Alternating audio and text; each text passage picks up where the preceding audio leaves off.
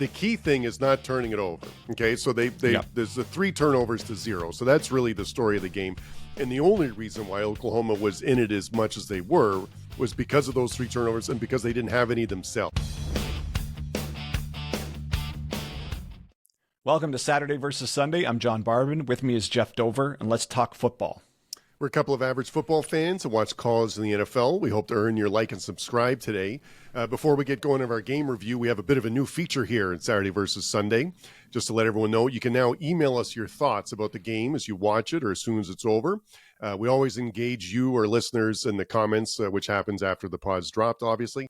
But now, if you're lucky, your comments could be mentioned on the pod when we do the game review. So just email us, when you're watching the game or afterwards. It's Saturday versus Sunday at gmail.com. So that's Saturday vs Sunday at gmail.com. And then hopefully we'll mention some of your thoughts in the next game review. But for today, we're doing our review of the Alabama-Oklahoma game. What are your initial thoughts, Barvin? Is Oklahoma SEC's version of Iowa, but with a better quarterback? Oh, that's a good one. I was going to say this was like the game of the day in the SEC if it wasn't for Texas A&M and South Carolina. So, and that's saying something considering the Texas-Georgia game was also pretty good. So, but it's, this was crazy. Alabama really outplayed them for almost all of the game and lost. And I feel like if they replayed this game 10 times, Bama would win like 7 out of 10 times. It's really crazy how better I think Alabama played, but like Oklahoma won, and at the end of the day, that's all that matters is the win-loss. That's the Mateer factor. He's kind of chaotic at quarterback, but it's like Ty Simpson's the clear NFL prospect between these two. Yes. But for a college game, in a messy game like this, where and to be fair, Ty Simpson kind of had a bad game. But in this game, Mateer did just enough to get it to work. And when you couple him with, I guess, the style he plays and that defense, you obviously can win a bunch of games when you put those two things together, which it doesn't. Head to head, you're like, the Bama's the more complete team, but somehow OU gets it done. Yeah, see, OU gets it done. Like you said, Mateer was like chaotic, just did enough. The key thing is not turning it over. Okay, so there's the 3 turnovers to 0. So that's really the story of the game. And the only reason why Oklahoma was in it as much as they were was because of those 3 turnovers and because they didn't have any themselves. So that's a critical part. So, but and Ty Simpson, it's tough to say he didn't have a great game. He's 28 for 42 with 326 yards and a TD and an interception. Like the interception was rough, but it wasn't terrible, but man, they really outplayed Oklahoma, but Oklahoma came away with the win. I don't think DeBoer wants him to throw the ball 42 times. That's probably not in his game plan. But when their run game's not it just wasn't getting too far. Neither team could run the ball. I think Oklahoma's been lousy at running the ball all year, but they're good at stopping the run.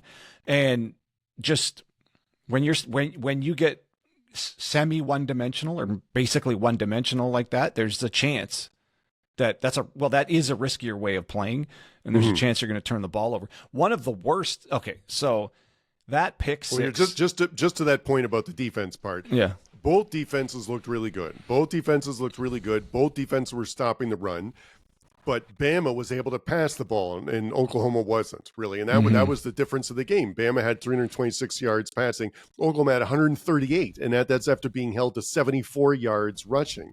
So it's barely over 200 yards total. So they had no business winning this game, but 3 turnovers will do it for you. And that actually, I like the way you put that. So statistically, let's forget about the turnovers for a second. But statistically, yes, Bama's putting up way more yards. They both can't run the ball. Both defenses are almost mirror images of each other with how they're playing. Yeah. But that just shows you how bad turnovers really are, because you can. Yeah. It just doesn't matter if you're outplaying them, especially when one of them is an 86-yard pick-6. That is just awful. And there's a 2-play sequence here. So Bama throws that screen pass, and the ball gets popped out on a great hit, and then McKenzie just tries to pick it up. But he does the whole fumble it and kick it out of bounds thing instead of just landing on the ball. And then Bama retains. Now, no harm, no foul, because the very next play is the pick 6. But on that pick 6, it was just a broken pass protection. There was enough people to pass protect, but I think the running back missed his assignment. Well, I don't want to say that. Somebody missed an assignment, and the free rusher came right up the middle. So, that's clearly not the one you leave. If anyone's ever free, it's off the edge because it takes longer to get there. Then Simpson tried to make a play there, and then he shouldn't have let go of the ball. He should have just eaten it and taken the sack. No, I'm surprised that as well coached as these teams are, and this happens in the Texas Georgia game too. How many times a defender comes free, because that's really a miscommunication in the O-line or a coaching. They didn't call the right blocking scheme, or the quarterback didn't see it. There's a lot of layers that can cause that, but you just don't expect to see that at these high quality of teams. And it is an absolute disaster when you let loose a 6+, 200+ pound defender that's 5-star, lightning fast. You're just not going to overcome that. But no, and that's another key point, right? So Oklahoma won the game 23-21, but 7 of those points weren't scored on offense. So it really shows you how dominant Bama was on defense, because if they didn't have that pick-6, they wouldn't have won this game. Right. Yeah. Oh yeah. And the fact that it was 80 yards run back, right? That is a long pick-6. That's crazy that no one could stop him. Even if he ran 40 yards, Bama probably stops him from scoring anything at that point. So it's just the fact that it was that long of a pick-6 is crazy. Yeah, and those are hidden yards. They don't really appear in the box score, kind of. Exactly. You can find them when you look up the interception section, but that's a big score that doesn't appear. It wasn't a passing yard, or it's not a running yard. It doesn't show up on offense. The other really cool thing here was Detroit. Bama runs the Detroit Lions fake QB running back falling down pass play. Yeah, that was pretty awesome. Yeah, they still almost got to him, and he puts his hand down in that documentary. Jared Goff's like, "I'm not putting my hand down. That's a little too much." But I love the fact that they ran that play. That was great. Yeah, and I think that when both defenses are playing so well, you got to go in the bag of tricks, because just straight up running, straight up passing, pulling a guard, that's not going to be enough. The only thing that is going to shake something loose is when you have a real a misdirection or something and so it's a little crazy to call something like that in such a close game like this, but you have to when both defenses are playing so well. Mm-hmm. Another potential game-changing penalty here was Oklahoma gets a pick in the end zone, and it's taken away by a defensive pass interference from a different Oklahoma defender who might have held up the player it was intended for, but the ball was so far away from where that player was and where the penalty was, it would have never mattered. So that took a pick-6 in the end, an interception in the end zone off the board, and Bama in a couple more plays, Bama scores on a short run. So that could have taken. That's the defense that could have taken a touchdown away from Bama. Mm-hmm. Yeah, no, and that was a huge play. And we've talked, any turnover is really big, but end zone interception is critical, because that also means you were in field goal range.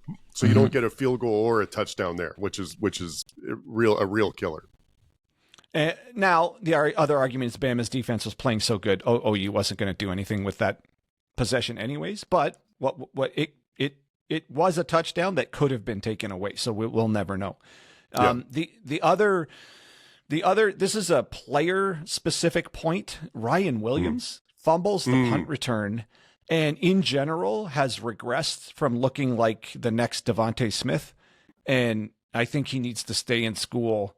Well, I don't even think he's eligible for the draft anyways, but he needs to really, whatever is going on, we don't know what's going on, but last year he looked like he's one of the best receivers in the country as a freshman, and we all just kind of expect him to get better, especially going from, it's the second year in the system. I don't know how you want to say it. How does this guy get worse, not better? Just statistically he's worse. He's dropping the ball. I don't know if it's a confidence thing, unless he's got a nagging injury somewhere that he's still on the field, but he doesn't feel 100%. But something's clearly off with this guy.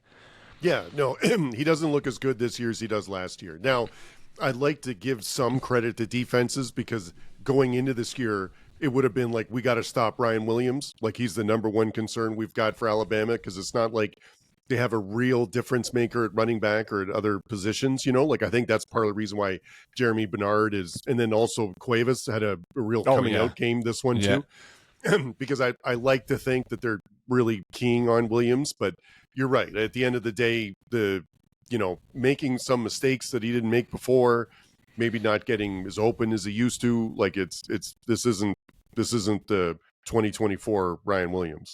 Mm-mm. And so another note, my other note is Cuevas is looking really good this game. And the final 2 minutes of the first half, Bama misses a field goal. So there's that's kind of that's in a game like this, that could have been the difference in the game right there. It could have been. They would have won 24-23 potentially. Yeah. So it's and that was 24-23. Yeah, and it was Cuevas. That was. I'm always surprised, like, when because we watch a lot of football. And I was like, I don't remember seeing this person before. Bama fans, you can tell me how like this guy's been your favorite player forever, but he's a senior, and it really felt like his coming out game. And so hats off to him for being a senior at this point in his career and having coming out at playing so well in a really important game, even though it was in a loss.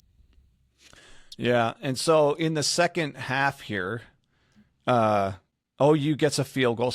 So we end up we're 2014 OU 2014. Then Bama gets a touchdown here. They go up 21-20, and my note here is Cuevas had some key catches on this drive. So he seems to just be recurring throughout this game, and then in my note here is Bama has all the momentum right now. So this is starting to feel like, Bama's They're starting to take over the game from a momentum standpoint here.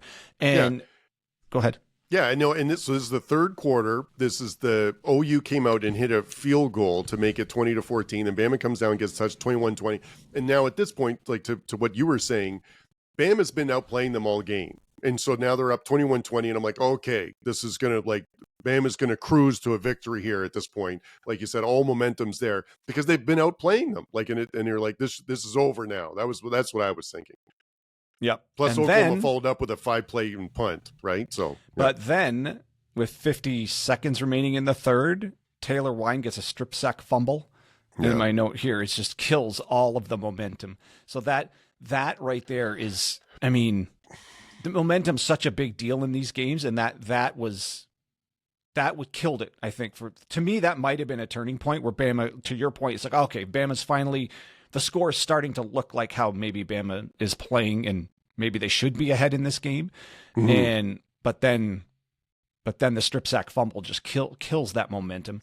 But they hold them to a field goal. But they hold them to a field goal. Yeah, exactly. And they only had 22 yards on that, after the turnover, and held them to a field goal. And they still had Bama still had two possessions after that just to get a field goal and couldn't get it done, which does, and Oklahoma's defense played well, so you don't want to take anything away from that. But it was, they were in a position to win the game at the end and couldn't get it done. The only other note I have here is Bama's 4th and 1. Caden Proctor is in the backfield, and they fake the pitch to him and do the end around, which I thought was kind of an awesome play there. And so that gave you some hope. It was an exciting play. I love it when they put Proctor all over the place. And but then the 4th and 6, they just couldn't convert. So is this, God, it really is just the Iowa of SEC, but with a slightly better quarterback. But they're winning against big time teams. I just don't know that you can count on going 3-0 in the turnover battle with a pick-6. That doesn't seem like a sustainable way to win football games. No, it's not a sustainable way. There's only 2 games left. But what I'll take away from this is that their defense is legit. So and that travels that you're in every game with the defense like that. They've got 2 games left against Missouri and LSU. Those are winnable, and so they could finish up 10-2, which is going to make things interesting, later. But but you're right. Sometimes it's not pretty. And so that's the only SEC loss for Bama. So if Bama, okay, what is they have Eastern Illinois? Eastern Illinois. I hate it when they do that at the end of the season. I know. And the SEC, I don't. They do it anyways. Okay, so they're going to win that, and then the Iron Bowl. Does that have? That's going to have kind of serious implications for them making the SEC championship game. Correct. Or no? Yeah, because if they lose that, there'll be 2 losses, and they'll for sure not be in the SEC championship game. Because as of now, Georgia and Ole Miss only have 1 SEC loss. So all of these teams. So this is great. So even with the playoffs adding more potential teams, I don't think it's taken anything away from the regular season. Like some of the other episodes we've done, I keep coming back to, oh my God, like this team's 10-0, and they kind of need to still keep winning either to make their championship game or to guarantee they're in the playoffs. So it hasn't really changed anything. Yeah, I think that we've had some comments about that too with regards to the conference championship game versus the playoff. Like there's some conferences that, specifically in the Big Ten and the SEC, because you're going to get multiple bids, you could make the argument for finishing third is better because you'll be high enough to go to the playoffs. But like if you lose the championship game, you might not be, right? And the committee has said they don't want to penalize people to make the conference championship game. But this is a good example because I think as of today, like Texas A&M and Georgia would go, let's say, and Ole Miss right now is like 10-1. But if 10-2 Ole Miss, if they lose the conference championship game, maybe they wouldn't go. I don't know, right? So that's so we've had some comments about that. So I think, as of now, I don't think it's expanding the playoff has made this any worse or like, it's still a good thing to go win the conference and stuff, but you can make the case for some teams that it's, not making it isn't a bad thing. Do you think it's possible an 11-win team, whether it's 11-1, no championship game, or 11-2, making it to their respective championship game and losing? Do you think an 11-win team ever gets left out? Yeah, I mean, 11-2 in losing the conference championship game versus like an 11-1 team that didn't play in it. Like what the committee has said is that they would making the conference game is important. They don't want to penalize someone for that, but at the end of the day, the flaw is the system, right? This is not a playoffs; it's an invitational, and so they're telling you we would like to invite people who made it to the conference championship game, which is sort of ignoring the record, which is sort of the whole point with sports is the win-loss record, right? So that's the problem with the system. But so they're trying to combat that, the committee, by saying like, we'll respect, we respect making the conference championship game. So I don't know, but at the end of the day, if you're 11-1, I mean, it's the record's good enough to make the playoffs. So and then that brings up the point of there's an extra data point, but if that extra data point is just a loss, right? How can an extra loss, but making it to your championship game, somehow discredit the 11-1 record that got you there over someone else's 11-1 record who didn't get them there? But at the same time, okay, so what's the other argument around that? The specific the specific team you lose to that's the tiebreak that holds you out. Yeah. So you could you could have actually beaten more higher ranked teams, but just the one team you lost to is the one that has the tiebreak over you to get you in. So your resume based on strength of schedule or whatever could actually look better than the team that gets into the championship game just by almost luck of the draw of who you happen to lose to. Yeah. This is a bit off topic, but who's really happy that they're not in a conference championship game is Notre Dame. Because Notre Dame with 2 losses, if they lost their conference championship game, 3 losses would be really hard to get through. But because they don't play anyone, in the conference championship, everyone sort of agreed that a 2-loss Notre Dame team is in. So that's the difference. Like if we wouldn't be having this conversation if both Georgia and Ole Miss had 2 losses. Because then it would be critical for them to get in the conference championship game to have a chance to make the playoffs. Because the 3-loss team probably is not going to do it. Yeah. That's a good point about Notre Dame. I think that's why non-Notre Dame fans are pissy about them, because they've lost the 2 good teams they played. They're likely going to run the table on a schedule that might end up with no ranked opponents. Yeah, and Because that's the difference. Yeah, that's the difference here. In a conference championship game in the SEC, in a conference championship game in the Big Ten, you're facing a really, really, really good team. Mm-hmm. Okay, those are two really good teams going against it. There's that's a good thing for Notre Dame that they don't have another really tough team on their schedule, because that would be the only way that they could not get in is losing that game. Yeah. All right. Well, I mean, I guess so. Both of these teams are alive for the playoffs, right? Yep. Oklahoma? Bama, I think, would be, they're. There's so many. I don't know all the tiebreakers like at the time of recording, but it's because they're the only team with 2 losses, and Ole Miss is 10-1, Georgia's 9-1, and Texas A&M's 10-0. So at this point, Bama, they can't lose again, and they would benefit from Ole Miss or someone else losing ahead of them, I think. Yeah, but I don't know all the scenarios either. OU is on the outside looking, and I think they have almost no chance at making the SEC championship game. Yes. No, I guess there's not with 2 chaos? losses. No, not with 2 losses, because Ole Miss, there's 3. Texas A&M is 7-0, Georgia 7-1, Ole Miss is 6-1. So you would need 2 out of those 3 teams to fall out, which would be too much. Yeah, there's probably no. If there's a combination, I can't think of it. All right, well, no. I think if they win out, they're in the playoffs, and I think it's this win is one of the wins that does it for them. This is a big time signature win for them. It is.